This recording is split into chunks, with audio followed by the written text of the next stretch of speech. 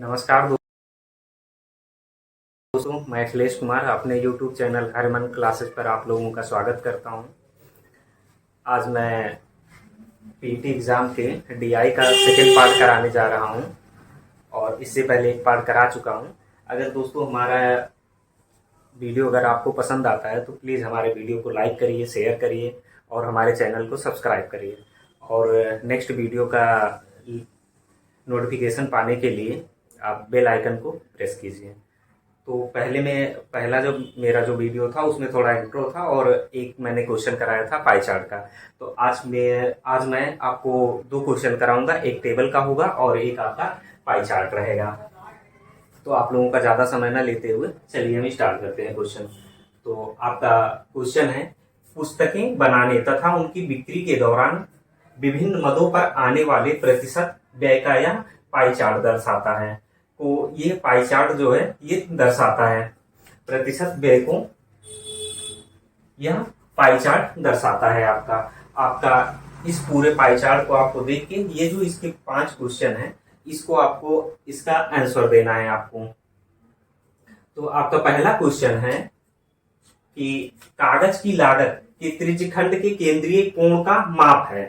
कागज की लागत के त्रिज्यखंड के केंद्रीय कोण का माप है। ये जो कागज की लागत है, कागज की लागत आप ये देखिए, ये आपकी कागज की लागत है। इसमें सब पूरा परसेंटेज में दिया है।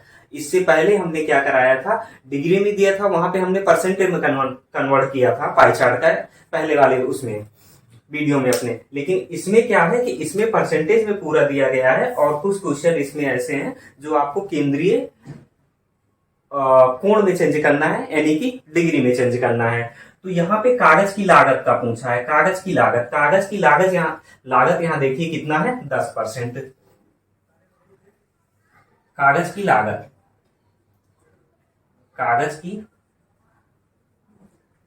लागत ये आपका कितना है, 10%।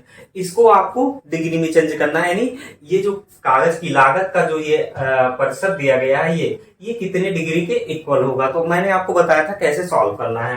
तो यहाँ पे क्या करेंगे, 10% दिया गया है, 10% किसमें निकालते हैं, 100 में। 100 का भाग होता है तो बटे 100 कर दीजिए। और हमें किसमें, डिग्री में निकालना है, यानी 360 से यहाँ पे हम क्या कर देंगे, मल्टीप्लाई कर देंगे। बस यही हमें करना है और यहाँ पे हमें कुछ नहीं करना है। तो इसे सॉल्व कर लेते हैं। ये कैंसिल हो गया, एक जीरो से एक जीरो कैंसिल हो गया, तो कितना आ गया, 36 डिग्री। बहुत ही आसान है, ऐसे आप कर सकते हैं, इसमें कुछ नहीं करना है, बहुत ही आसान है। अगर आप कहते हैं टफ है तो ऐसा कुछ नहीं है, बस आप इत्मीनान से क्वेश्चन करिए धैर्यपूर्वक और जो कहा है सिर्फ उसी पे ध्यान दीजिए। तो इसका ऑप्शन कौन सा सही होगा, ऑप्शन सी। आंसर कितना आया, 36 डिग्री। इसमें क्या कहा है कि कागज की लागत के त्रिज्यखंड के केंद्रीय कोण का माप है। तो केंद्रीय कोण की माप मतलब कि इसे आपको डिग्री में निकालना है। ये जो परसेंटेज दिया गया है इसको आपको किस में निकालना है, डिग्री में निकालना है। कागज की लागत 10% है तो हमने 10% ले लिया, 10 बटे परसेंटेज 100 में होता है 100 और डिग्री में निकालना है, 360 से मल्टीप्लाई कर देंगे तो आंसर 36 हो गया, पहले क्वेश्चन का आंसर। दूसरा क्वेश्चन है आपका, यदि छपाई का व्यय 17,500 है तो रॉयल्टी कितनी देनी होगी। रॉयल्टी होती है एक प्रकार की आपकी टैक्स होती है। रॉयल्टी क्या होता है, एक प्रकार का आपका टैक्स होता है, टैक्स ही कहिए। तो आपका छपाई का व्यय, छपाई का परसेंट यहाँ पे कितना दिया गया है, छपाई के व्यय का परसेंट जो यहाँ पे दिया गया है ये आपका दिया गया है कितना, 35%। छपाई का व्यय कितना दिया गया है, 35%। और ये 35% किसके इक्वल है, छपाई का व्यय।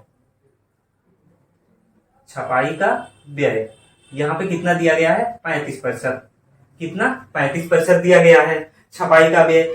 और ये जो छपाई का व्यय ये 35% है, ये किसके बराबर है, यहाँ पे जो दिया गया है 17,500 के, यानी यहाँ पे हम क्या लिख देंगे, 35% बराबर कितना, 17,500। बस कुछ नहीं करना, सीधा सा जो कह रहा है आप वही करिए। उसके बाद आपको क्या निकालनी है, रॉयल्टी। रॉयल्टी कितना है, 15%। यानी अब हमें 15% की वैल्यू यहाँ पे निकालने के लिए कह रहा है।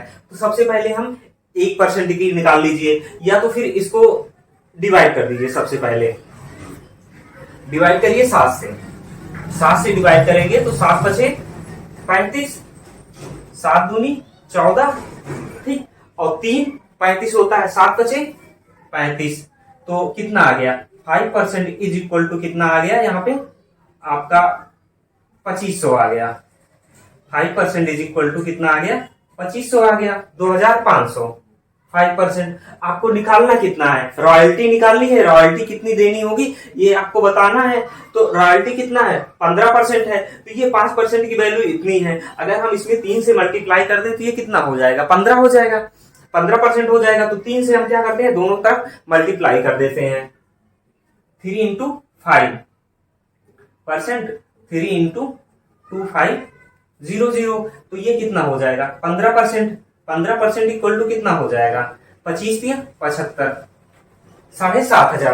यानी जो रॉयल्टी यहां से निकल के आएगी आपकी रॉयल्टी, ये कितना हो जाएगी आपकी रॉयल्टी, यही 15% की निकालने के लिए पूछा है ना, तो 15% कितना हो गया 7500, यही तो हुआ भाई। रॉयल्टी ही निकालना है तो रॉयल्टी आपकी कितना आ गई 15%। 15% की हमने वैल्यू निकाल ली 7500, और रॉयल्टी कितना है 15% है, तो 7500 इसका आंसर हो जाएगा। तो ये इसका ऑप्शन कौन सा सही हो जाएगा, ऑप्शन ए। यानी जो छपाई का व्यय अगर 17,500 रुपए है तो रॉयल्टी हमें कितनी देनी पड़ेगी 7500। अगर इसकी वैल्यू चेंज होती तो यहाँ पे इसकी भी वैल्यू चेंज हो जाती, सबकी वैल्यू फिर चेंज हो जाती। ऐसा नहीं दिया गया है कि वो पूरा सबका दिया है, सबका दिया होता तो निकालते, तब भी हम निकाल सकते थे, सबका अलग अलग निकालते। अब किसी एक मत की वैल्यू उसने दे दी है, फिर हम निकालते हैं। अभी आगे क्वेश्चन देखिएगा उसमें भी चेंज होता है। तो अब अगला क्वेश्चन देखते हैं। अगला क्वेश्चन आपका है क्वेश्चन 2, 1 और 2 आपका हो गया। क्वेश्चन नंबर 3, यदि विविध व्यय 6000 रुपए है तो रॉयल्टी से जिल्दसाजी तथा कटाई के लिए व्यय कितना अधिक है। कहा है विविध व्यय 6000 रुपए है, यहाँ पे देखिए वैल्यू चेंज हो गई ना। विविध व्यय कितना 6000 रुपए दिया गया है, तो चलिए हम यहां निकाल लेते हैं। विविध व्यय पहले लिख लेते हैं। विविध व्यय आपका कितना दिया गया है, ये जो विविध व्यय है ये है आपका, ये विविध व्यय है, और ये किसके बराबर है 4% के बराबर है। यानी विविध व्यय जो आपका है ये 4% है। विविध व्यय ये 4% है, और ये 4% कितना दिया गया है 6000 के बराबर दिया गया है ना 4%। तो इसको हम लिख लेते हैं सबसे पहले 4% बराबर कितना 6000, ये हमने नोट कर लिया। अब एक चीज और देखिए, अब क्वेश्चन निकालना हमें क्या है ये भी देख लीजिए। रॉयल्टी से जिल्दसाजी तथा कटाई के लिए व्यय, रॉयल्टी आपकी कितना है 15%। रॉयल्टी आपकी कितना है ये देखिए 15% आपकी रॉयल्टी है, और जिल्दसाजी तथा कटाई के लिए कितना है ये 18% है। जिल्दसाजी तथा कटाई हेतु जो व्यय है ये 18% है। तो दोनों में डिफरेंस कितना आ रहा है, 15 में से कितना घटा देंगे 18 में से 15 माइनस कर देंगे। यही तो पूछा है कितना अधिक व्यय करता है। तो या तो हम अलग अलग सबका निकाल के माइनस करें, या तो क्या करते हैं यहाँ जब पूरे का ही मान लीजिए ये 100 है, ये कितना है 100 है पूरा, ये 100 है, 100 का ही ये पूरा पार्ट है। 100 का एक पार्ट आपका कितना है 18, और दूसरा पार्ट कितना है आपका 100। तो हम क्या करते हैं, या तो हम 100 से सबका अलग अलग निकालें, नहीं तो क्या करते हैं कि 18 में से हम 15 माइनस कर देते हैं। तो सीधा यहाँ पे और कुछ ना करिएगा, जो आपको बता रहा हूं आप सीधा वही सिंपल सा एक फार्मूला लगाइएगा कि 18 में से 15 माइनस कर दीजिएगा 3%, क्योंकि यहाँ पे कोई वैल्यू नहीं दी गई है, तो यहाँ पे हम आसानी से माइनस कर लीजिएगा सिंपल सा। तो यहाँ सबसे पहले 3% हमें निकालना है, ये 4% दिया गया है, तो हम 1% निकालते हैं। 1% निकालने के लिए हम क्या करेंगे, इसमें 4 से मल्टीप्लाई कर देंगे, 4 एकन्ना 4, और 15 चौका कितना होता है 60 होता है। तो यानी 1% बराबर कितने के हो जाएगा, ये आपके हो जाएगा 1500 के बराबर। कितने के 1500 के बराबर हो जाएगा। अब हमें निकालना क्या है, रॉयल्टी से जिल्दसाजी तथा कटाई के लिए व्यय कितना अधिक है, यही तो हमें निकालना है। क्या निकालना है आपको, ये देखिए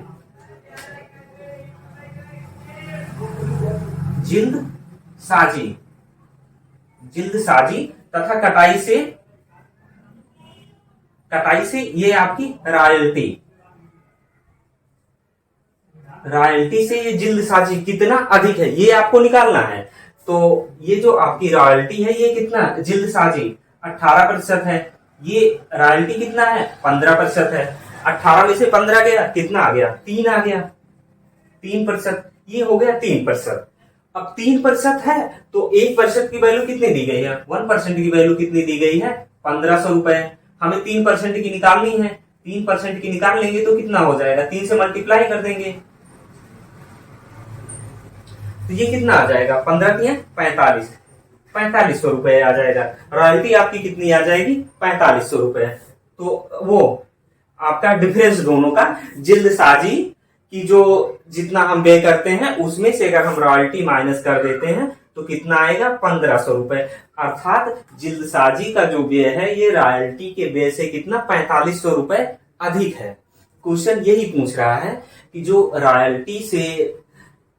रॉयल्टी से जिल्दसाजी तथा कटाई के लिए व्यय कितना अधिक है, यही पूछ रहा है। तो हमने निकाल लिया, कितना आ गया, 4500।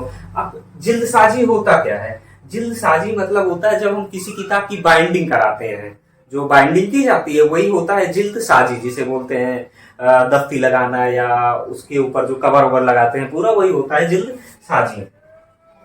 तो इसका कितना आ गया आंसर, 4500 रुपए आ गया। चौथा क्वेश्चन है विज्ञापन के लिए व्यय कि केंद्रीय कोण से छपाई के व्यय का केंद्रीय कोण कितना अधिक है। दोनों का हमें केंद्रीय कोण निकालना है और दोनों को केंद्रीय कोण निकालने के बाद दोनों को हमें माइनस करना है। क्वेश्चन यही तो कह रहा है, विज्ञापन के लिए व्यय के केंद्रीय कोण से छपाई के व्यय का केंद्रीय कोण कितना अधिक है। तो सबसे पहले हम क्या निकालते हैं, केंद्रीय कोण निकालना है, उसके बाद हम इसे माइनस कर दें, ये करते हैं। और नहीं तो हम सिंपल सा एक तरीका लगाते हैं, बहुत आसान तरीका। देखिए, विज्ञापन के लिए आप केंद्रीय कोण निकालेंगे, फिर आप क्या करेंगे, छपाई के लिए केंद्रीय कोण निकालेंगे, फिर दोनों को माइनस करेंगे, तभी तो कितना अधिक है ये पता चलेगा। तो आप क्या करिए, परसेंटेज को सीधा सिर्फ माइनस कर दीजिए, उसके बाद फिर केंद्रीय कोण वाला आप फार्मूला लगा दीजिए, वो आपके लिए बहुत आसान होगा। जो आप अलग अलग निकालेंगे वो एक ही साथ आप निकाल के कर लीजिएगा, दोनों का आंसर सेम आएगा। इसीलिए मैं कह रहा हूं कि एक जो आपका निकालने का जो भी क्वेश्चन तरीका होता है, आप एक प्रॉपर वे से करेंगे तो आपको बहुत आसानी से समझ में आएगा। और सबसे ज्यादा डर किसी भी क्वेश्चन को करने के लिए लगता है कि ज्यादा से ज्यादा जब कैलकुलेशन करना पड़ता है तभी प्रॉब्लम होती है। कैलकुलेशन अगर आपको कम करना पड़ता है किसी भी क्वेश्चन में तब आपको प्रॉब्लम उतनी नहीं होती है। और सिंपल से यहाँ पे कोई विशेष फार्मूला नहीं लग रहा है, जो एक मेथड चल रहा है ये सारे क्वेश्चन में ऐसे ही चलेगा। ऐसे जितने भी क्वेश्चन आएंगे वो ऐसे ही मेथड चलेगा, कोई अलग मेथड उसमें नहीं लगेगा। तो आप जब प्रैक्टिस करेंगे, अभी तो आपको नहीं समझ में आ रहा होगा, ये जो हम बता रहे हैं थोड़ा कम समझ में आ रहा होगा, लेकिन जैसे जैसे आप प्रैक्टिस इस पे करेंगे आपको ये पूरा समझ में आ जाएगा, क्योंकि पैटर्न एक ही रहेगा हमेशा, ये एक ही पैटर्न पे चलता है। तो चलिए सबसे पहले हम निकाल लेते हैं। निकालना क्या है, विज्ञापन के लिए व्यय हम देखते हैं। विज्ञापन के लिए व्यय कहाँ पे दिया गया है, ये है आपका विज्ञापन के लिए व्यय कितना है, 18% है। विज्ञापन के लिए व्यय लिख लेते हैं। सबसे पहले विज्ञापन के लिए व्यय कितना है, 18% है। उसके बाद क्या निकालना है, छपाई के व्यय। छपाई का जो व्यय है आपका, छपाई का जो व्यय है ये 35% है। हम क्या करते हैं, माइनस कर लेते हैं, छपाई में से हम विज्ञापन को माइनस कर देते हैं, तो कितना आ जाएगा आपका, छपाई, यही तो कितना अधिक है यही पूछ रहा है, कितने डिग्री, विज्ञापन, तो कितना आ जाएगा, माइनस कर दिए तो 35 में से 18 गया, कितना आ गया, यहाँ पे ऐसे लिख लीजिए, 18 बराबर कितना, 17%। कितना आ गया ये, 17%। अब 17% को आप किस में चेंज करना है, डिग्री में चेंज करना है। अभी ऊपर वाला जैसे क्वेश्चन बताया सेम ऐसे करना है। आप क्या करेंगे, 17 बटे क्या कर देंगे, 100 गुणे 360 कर दीजिए, इसको इससे कैंसिल कर दीजिए। अब आगे मत सॉल्व करिएगा। अब ऑप्शन देखिए, ऑप्शन देखेंगे तो आपको क्या करना है, 17 छक्का कितना हो जाएगा, 102। अब देखिए इकाई के अंक में 102 कहाँ आता है, दो इकाई के अंक में 2 कहाँ पे है, कहीं पे है इसमें, ये देखिए पहला 70 हो गया, इकाई का अंक यहाँ पे क्या है, 0 नहीं होगा। यहाँ पे देखिए इकाई का अंक 2 है, ये हो सकता है, यहाँ पे 0 है तो ये भी नहीं होगा, यहाँ पे इकाई का अंक 4 है, ये भी नहीं होगा। तो इसका आंसर क्या होगा, बी, 61.2। अब इसे हम सॉल्व करके देख लेते हैं। तो जब इसे हम सॉल्व करेंगे तो 17 छक्का कितना हो जाएगा 102, यानी 2 हासिल कितना आया 10, 17 दिया 51, 10 कितना हो जाएगा 61, 661 बटा 10। जब इसे सॉल्व करेंगे क्या एक डिजिट पे यहाँ पे एक जीरो है तो यहाँ पे एक अंक पे क्या लगेगा दशमलव लग जाएगा, तो 61.2 यही आपका कितना हो गया आंसर हो गया। सॉल्व करने पे यही आ गया। कभी कभी क्या होता है कि हम ऑप्शन से भी चल सकते हैं, ऑप्शन से चलने पे हमें ज्यादा सॉल्व नहीं करना पड़ेगा। भाई हमने यहाँ पे छोड़ दिया, अब हम क्या कर रहे हैं मल्टीप्लाई कर रहे हैं, क्या देख रहे हैं क्या रहे हैं कि 17 को जब 6 से हम गुणा कर रहे हैं 17 छक्का 102। अब हम ऑप्शन देख ले रहे हैं कौन से ऑप्शन में इकाई का अंक 2 है, तो हमने देखा 3 ऑप्शन में नहीं है, एक ही ऑप्शन में है और यहाँ नन ऑफ दिस दिया नहीं है, यानी कोई भी ऑप्शन ऐसा नहीं है कि इनमें से कोई नहीं होगा। ऐसा ऑप्शन होता तो हम पूरा सॉल्व करते, जब ऐसा दिया ही नहीं है, 4 ऑप्शन दिए हैं तो एक ही ऑप्शन मैच कर रहा है, तो जाहिर सी बात है वही उसका आंसर होगा। अब देखते हैं क्वेश्चन नंबर 5 क्वेश्चन कह रहा है कि कागज की लागत तथा छपाई के व्यय का कितना प्रतिशत है। जो ये कागज की लागत है ये छपाई के व्यय का कितना प्रतिशत है ये हमें बताना है, तो इसको भी सॉल्व करते हैं। कागज की लागत छपाई के व्यय का कितना प्रतिशत है, कागज की लागत यही तो कह रहा है ना, तो लिख लेते हैं कागज की लागत बटे छपाई का व्यय,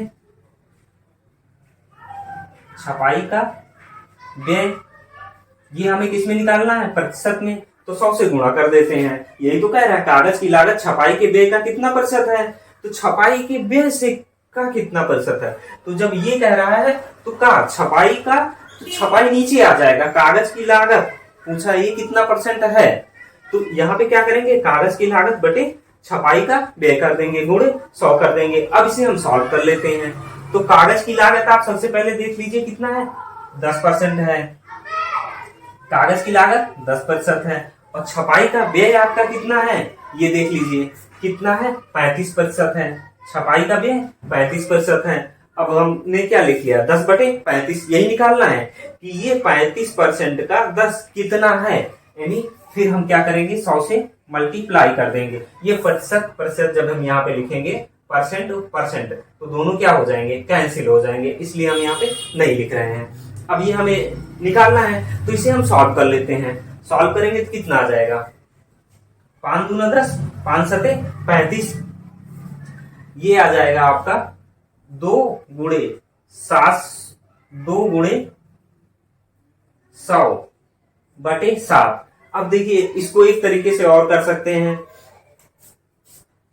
14 सते कितना होता है 98, 14 सते कितना होता है 98, तो इसको ऐसे भी लिख सकते हैं आप 2 गुणे 14 और उसके बाद 2 सही 7 बटे 8 ऐसे लिख सकते हैं। ज्यादा आप नहीं सॉल्व करना चाहते हैं तो ऐसे भी लिख लीजिए। अब उसके बाद ऑप्शन पे आ जाइए, 14 दूना कितना हो जाएगा 28, जो आंसर आ जाएगा वो 28 के अप्रॉक्स होगा, यानी 28 से थोड़ा ज्यादा होगा। अब हम देख लेते हैं उसके आसपास जो ये आपका ऑप्शन दिया गया है कौन सा है। 22 कभी नहीं होगा क्योंकि ये छोटा है, 15 कभी नहीं होगा ये भी छोटा है। अब देखिए 35, तो अप्रॉक्स हमने कहा 28 से थोड़ा ज्यादा होगा, पॉइंट में ज्यादा होगा, 1 2 5 6 नंबर उसमें पूर्णांक में ज्यादा नहीं होगा, तो आपका क्या होगा 35 भी नहीं होगा। ऑप्शन डी आपका क्या हो जाएगा सही हो जाएगा। तो इसका क्या रहा आंसर 28.6। हमें यहाँ पे पूरा सॉल्व करने की जरूरत नहीं है, कैलकुलेशन से हम बच गए। तो जो मेरा आपको समझाने का मतलब ये है कि आप अगर इत्मीनान से क्वेश्चन करते हैं, धैर्य पूर्वक करते हैं क्वेश्चन और थोड़ा सोच समझ के, तब आप बहुत आसानी से इसे सॉल्व कर सकते हैं। क्योंकि ये जो भी ये पाई चार्ट होता है या जो आपका दंड चार्ट आता है या लाइन ग्राफ आता है या सारणी जो भी आता है, उन सबका जो क्वेश्चन करने का पैटर्न होता है वो एक ही जैसा होता है, उसमें कोई चेंजिंग नहीं होती है। बस जरूरत होती है सिर्फ प्रैक्टिस की, आप क्वेश्चन की प्रैक्टिस करते रहिए। ऐसे तो मुझे लग रहा है कि आप बहुत सारे लोगों को समझ में नहीं आएगा, लेकिन कि क्या होता है कि जब आप प्रैक्टिस करते रहेंगे ना तो ये चीजें आपको आसान हो जाएंगी। आप बुक से भी पढ़ रहे होंगे तो लगता होगा कि यार बहुत टफ है और फिर आप छोड़ देते होंगे, पर छोड़िए नहीं, सिर्फ आप प्रैक्टिस करते रहिए। इसीलिए मैं आपको प्रैक्टिस यहाँ पे करा रहा हूँ। और जो भी ये क्वेश्चन मैं आपको अभी करा रहा हूँ, इसका मैं आपको पीडीएफ भी दे दूंगा प्रैक्टिस करने के लिए। तो अगर फिर उसके बाद वहां नहीं समझ में आता है आपको क्वेश्चन करते वक्त, तब फिर आप वीडियो देख सकते हैं। तो इससे आपकी प्रैक्टिस बहुत आसान हो जाएगी। तो चलिए दोस्तों, अपना दूसरा क्वेश्चन स्टार्ट करते हैं सारणी का। ये आपकी सारणी बनी है। जो ये सारणी है, इसमें आपके अनाज दिए गए हैं, वर्ष दिया गया है, किस वर्ष में कितना उत्पादन हुआ है अलग अलग, और टोटल कितना उत्पादन हुआ है, और यहाँ पे नीचे योग दिया गया है, यानी इन वर्षों में किसी एक अनाज का उत्पादन कितना हुआ है ये बता रहा है नीचे। ये किसी एक अनाज का उत्पादन कितना हुआ है, और यहाँ पे उस वर्ष कुल अनाज का उत्पादन कितना हुआ है ये दिया गया है। और जो ये उत्पादन है 10 लाख टन में दिया गया है। तो हमें इस सारणी को देख के, इस सारणी की सहायता से ये सारे क्वेश्चन सॉल्व करने हैं। और क्वेश्चन बहुत ही इजी होते हैं, सारणी के क्वेश्चन बहुत ही इजी होते हैं, टफ नहीं होते हैं। हम आपको अपने नेक्स्ट वीडियो में बताएंगे कि ये जो सारणी, ग्राफ और ग्राफ के जो क्वेश्चन होते हैं किस पैटर्न पर चलते हैं। सिर्फ एक बार अगर आपको पैटर्न समझ में आ गया और प्रैक्टिस आप कर लिए तो क्वेश्चन बहुत ही इजी हो जाएगा। क्वेश्चन टफ बिल्कुल ही नहीं है, बहुत ही इजी क्वेश्चन है। बस सिर्फ आपको एक बार पैटर्न पता होना चाहिए। तो मैं पैटर्न आपका अगले वीडियो में, अपने आने वाले अगले वीडियो में मैं आपको उस पैटर्न के बारे में बताऊंगा कि वो पैटर्न है क्या। तो उससे पहले हम क्वेश्चन सॉल्व कर लेते हैं। ये आपकी सारणी रही, ये आपका क्वेश्चन रहा। तो पहला क्वेश्चन आपका है कि 1991 में किस वर्ष का उत्पादन पिछले वर्ष की तुलना में सर्वाधिक था। तो यहाँ पे ये कह रहा है कि 1991 में किस अनाज का उत्पादन, ये गेहूं, चावल, मक्का और अन्य अनाज दिए हैं। यहाँ पे ये 1991 है। 1991 में जो उत्पादन इस वर्ष 1990 की तुलना में किसमें सर्वाधिक है ये बताना है। तो सबसे पहले हम गेहूं का देख लेते हैं। गेहूं का कैसे निकलेगा, तो गेहूं का निकालने के लिए हम क्या करते हैं, माइनस कर देते हैं 1991 से। 1991 से वर्ष से 1990 वाले को माइनस कर देते हैं। तो गेहूं 1991 में 680 था और इसमें 90 में 560 था। तो कितने की वृद्धि हुई है, 80 की वृद्धि हुई है। इसी प्रकार हम चावल का निकाल लेते हैं। चावल का देख लेते हैं। तो चावल देखिए यहाँ से कितना बढ़ा है, लगभग 60 ही बढ़ा है। कितना वृद्धि हुई है, पॉजिटिव में 60 की चावल का, क्योंकि ये 240 था, बढ़ा कितना है, 300 हो गया है। अब इसी प्रकार हम मक्के की निकाल लेते हैं। मक्का का निकालते हैं। मक्का 1991 में कितना है, 380 है, माइनस, और 1990 में कितना है, 228 है। तो यहाँ से कितना आ जाएगा, ये आपका हो गया 2, 10 में से 8 गया 2, और यहाँ 7, 7 में से 2 गया 5, और 3 में से 2 गया 1, 151 लाख टन की वृद्धि हो रही है। मक्के के बाद अब अन्य अनाज का देख लेते हैं। अन्य अनाज में देखेंगे तो यहाँ पे कितना है, अन्य अनाज के बारे में हम देख लेते हैं। तो यहाँ पे 91 में कितना है, 460 है, और यहाँ पे कितना है, 420 है। तो कितने की वृद्धि हुई है, 40 की वृद्धि हुई है। तो सबसे ज्यादा किसमें वृद्धि हुई है, इसमें 80 की हुई है गेहूं में, चावल में 60 की हुई है, मक्का में 152 की हुई है, और अन्य में 40 की हुई है। तो आंसर कितना आ जाएगा आपका,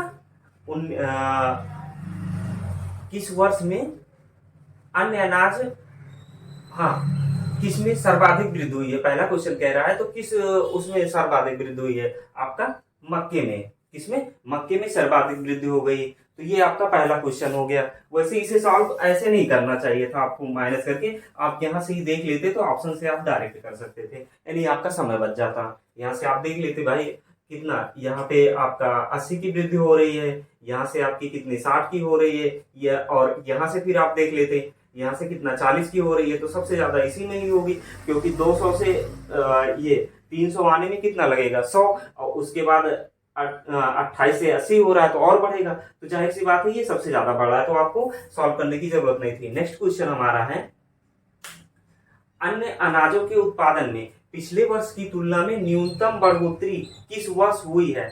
अन्य अनाजों की बात कर रहा है। अन्य अनाज क्या है आपका, ये है अन्य अनाज, चौथा ऑप्शन है आपका। इस अनाज में किस वर्ष न्यूनतम बढ़ोतरी हुई है पिछले वर्ष की तुलना में। तो देखिए यहाँ से ये देखेंगे तो 50 बढ़ा है, यहाँ से इसे देखेंगे तो ये 20 बढ़ा है। भाई अन्य अनाज पे पूछा है तो हम अन्य अनाज में जा रहे हैं, और किस वर्ष में न्यूनतम बढ़ोतरी हुई है ये बताना है। यहाँ से कितना बढ़ा है, 40 आपका हो जाएगा। यहाँ से भी कितना बढ़ा है आपका, 60 बढ़ा है। क्वेश्चन कह रहा है अन्य अनाजों के उत्पादन में पिछले वर्ष की तुलना में न्यूनतम बढ़ोतरी किसमें हुई है। तो किसमें न्यूनतम बढ़ोतरी हुई है, ये 89 में हुई है। ऐसा क्यों, क्योंकि ये देखो 400 था, 400 से बढ़ के कितना हो गया है, 420 हो गया है, तो 20 ही तो बढ़ा है। तो अन्य वर्षों की तुलना में इस वर्ष में सबसे कम वृद्धि हुई है। भाई इसमें 50 की हुई है, यहाँ पे सिर्फ कितने की हो रही है, 20 की ही तो वृद्धि हो रही है। कितने की, 20 की। और यहाँ पे 40 की हो रही है, यहाँ पे 60 की हो रही है, यहाँ पे कितने की हो रही है, 60 की हो रही है, तभी ये 500 हुआ है। यहाँ पे 50 की वृद्धि हुई है तो ये कितना आ गया, यहाँ पे भाई 50 बढ़ेगा तभी तो ये कितना होगा आपका 400 होगा। और यहाँ पे अगर ये 20 बढ़ता है तभी ये 420 होगा। तो जाहिर सी बात है इसमें कितने की वृद्धि हुई है, 20 की न्यूनतम वृद्धि हुई है ना। तो इसका आंसर कितना हो जाएगा आपका 1989 में ऐसा हुआ है। तीसरा क्वेश्चन है कि 1992 में गेहूं का उत्पादन पिछले वर्ष की तुलना में कितना प्रतिशत बढ़ा है। 1992 में गेहूं का उत्पादन कह रहा है, कब, 1992 में, पिछले वर्ष की तुलना में, मतलब कि 1991 में की तुलना में 1992 में गेहूं का उत्पादन कितना बढ़ा है, ये आपको बताना है। तो देखिए 1991 में गेहूं आपका कितना था, ये 91 हो गया। 91 में जो आपका यहाँ पे गेहूं कह रहा है तो ऐसे लिख लीजिए इसे, गेहूं ये कब की बात कर रहा है, 1991 में। 91 में कितना हुआ है, 680 हुआ है। और 1992 में कितना हुआ है, 1992 में बढ़ के कितना हो गया है, 860 हो गया है। तो कितने की वृद्धि हुई है, सबसे पहले ये निकाल लो। तो वृद्धि कितने की हुई है, जब ये माइनस करोगे तो यहाँ इसे नीचे रख दोगे तो कितना, ये 16 हो गया, 16 में से 8 गया कितना, 6 आ गया, ये 0 ही रहेगा। अब यहाँ बचा 7, 7 में से 6 गया 1, 160 की वृद्धि हुई है। अब हमें इसी वृद्धि को परसेंटेज में निकालना है, इसके परिप्रेक्ष्य में किसमें सबसे ज्यादा वृद्धि हुई है, कितने की। तो अब आप इसे सॉल्व कर लीजिए परसेंटेज निकालने के लिए। 160 बटे 680 गुणे 100। अब इसे सॉल्व करेंगे आप तो ये इससे कैंसिल हो जाएगा। अब इसे किससे डिवाइड कर सकते हैं आप, 4 से डिवाइड करिए, 4 से डिवाइड करेंगे, 4 चौक 16 हो गया, 4 एक 4, 4 सते कितना हो गया 28। तो यहाँ पे जो आ जाएगा आपका 400 बटे कितना 17। अब देखिए यहां से आप एलिमिनेशन मेथड का आप यूज कर सकते हैं। ऐसा मैं इसलिए कह रहा हूं कि देखिए 17 दूना कितना होता है 34, 17 दूना 34 होता है। तो तीसरे क्वेश्चन के ऑप्शन में देखिए ये ऑप्शन डी नहीं हो सकता, क्योंकि यहाँ 18 से शुरू हो रहा है तो 2 गुने की वृद्धि हो रही है। इसे जब आप सॉल्व करेंगे तो 17 एक 17, 17 दूना 34, 34 छा कितना होता है 60 होता है ना, तो 60 हो गया। तो 17 तिया कितना हो जाएगा 51, यानी 23 समथिंग आ जाएगा, 23 पॉइंट समथिंग आपका ऐसे आएगा कुछ, ठीक है। तो अब देख लीजिए 23 के अप्रॉक्स कौन सा आंसर आ रहा है। अगर 2 आंसर है तब हमें पूरा निकालना है, अगर 2 आंसर नहीं है तो हम 23 वाले को मार देंगे, आंसर मान लेंगे। तो यहाँ पे ये देखिए 26 है तो ये आंसर हो नहीं सकता, यहाँ पे ये 20 है ये भी आंसर नहीं हो सकता, इसको हम पहले ही एलिमिनेट कर दिए हैं। तो आपका आंसर कितना हो जाएगा सी, 23.67%, यानी कि अब आपका जो राइट आंसर हो जाएगा 23.6%, यानी आपको परसेंटेज वाला सॉल्व करने की जरूरत नहीं पड़ी। तो ऐसे ही क्वेश्चन करते हैं, क्वेश्चन को इजी बनाने का, क्वेश्चन को इजी भी बनाने का तरीका भी यही होता है कि आप सबसे पहले एक निश्चित डिजिट तक आप सॉल्व कर लीजिए, उसके बाद आप देखिए कि कौन सा ऑप्शन यहाँ पे उसके नियरेस्ट है, जो भी नियरेस्ट होगा, अगर 2 ऑप्शन मैच कर रहे हैं 3 कर रहे हैं तो फिर उसे पूरा सॉल्व कीजिए। अगर सिर्फ एक ही ऑप्शन उसके नियरेस्ट है तब आप उसी को टिक मार दीजिए। अगर हाँ नन ऑफ दीज दिया गया है तब आपको पूरा निकालना पड़ेगा, यानी अगर विकल्प के रूप में कोई नहीं का ऑप्शन दिया है तब आप फिर उस ऑप्शन को पूरा सॉल्व करिएगा, नहीं तो फिर कोई पूरा सॉल्व करने की जरूरत नहीं है। अब क्वेश्चन नंबर 4 देखिए, 4 कह रहा है कि किस प्रकार के अनाज का कुल उत्पादन सर्वाधिक रहा है। ये क्वेश्चन बहुत ही आसान है। अब उसमें आपको बताना है कि किस प्रकार के अनाज का, यानी वो अनाज कौन सा टाइप का अनाज है जिसका कुल उत्पादन सर्वाधिक रहा है।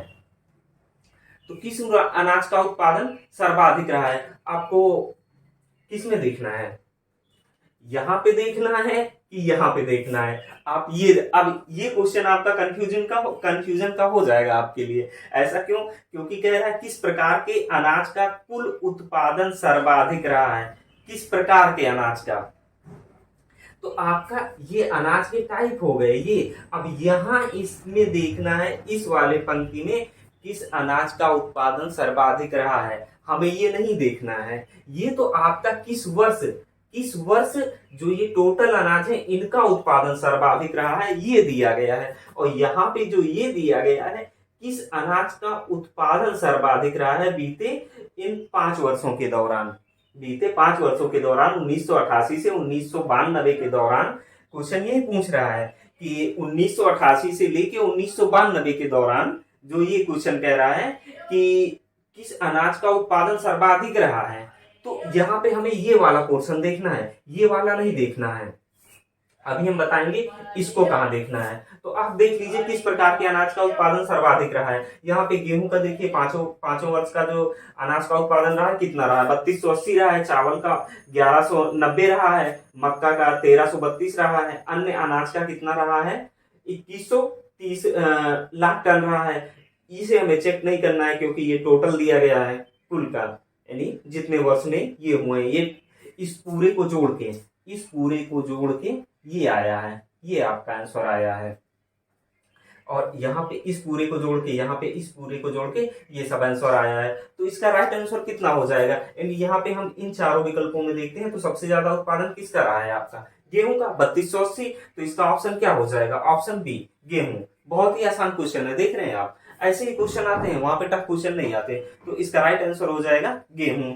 अब देखिए क्वेश्चन नंबर 5 में कह रहा है किस वर्ष अनाजों का कुल उत्पादन सर्वाधिक रहा है। यहाँ पे किस वर्ष कहा है और यहाँ पे किस प्रकार का है, दोनों में यही डिफरेंस है। अगर किस प्रकार पूछेगा तो ये अनाज आपको इंडिविजुअल देखना है, और किस वर्ष कहेगा तो इस पूरे अनाज को देखना है, यहाँ इस वाले सेगमेंट को हमें देखना है।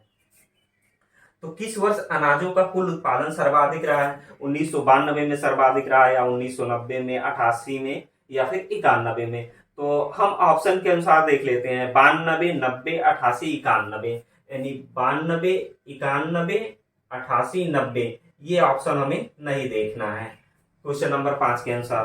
तो हम देखें सबसे पहले ये देख लो उत्पादन किस वर्ष रहा है। तो सबसे अधिक उत्पादन देखिए ये 1250 रहा है, ये 1454 रहा है, 1448 रहा है, 1820 रहा है, और ये 1960 रहा है। तो 1960 सर्वाधिक है। अब ये देखना है 1960 किस वर्ष में आता है, 1992। अब देखते हैं ऑप्शन में 1992 है, हाँ हमारा पहला ही ऑप्शन 1992 है। तो हमारा यही आंसर हो जाएगा राइट आंसर। इन दो क्वेश्चन को देख लेना, दोनों में बहुत ही माइन्यूट डिफरेंस है, ज्यादा डिफरेंस नहीं है, लेकिन हाँ दोनों ही क्वेश्चन ये आपके कंफ्यूजन वाले हैं। ये लास्ट के दोनों क्वेश्चन ये आप देख लीजिएगा। और दोस्तों अगर हमारा वीडियो आपको पसंद आ रहा हो तो प्लीज हमारे वीडियो को लाइक करिए, चैनल को सब्सक्राइब करिए, और नेक्स्ट वीडियो पाने के लिए अपने सब्सक्राइबर बटन में बेल आइकन का साइन होगा उसे आप प्रेस कीजिए। थैंक यू दोस्तों।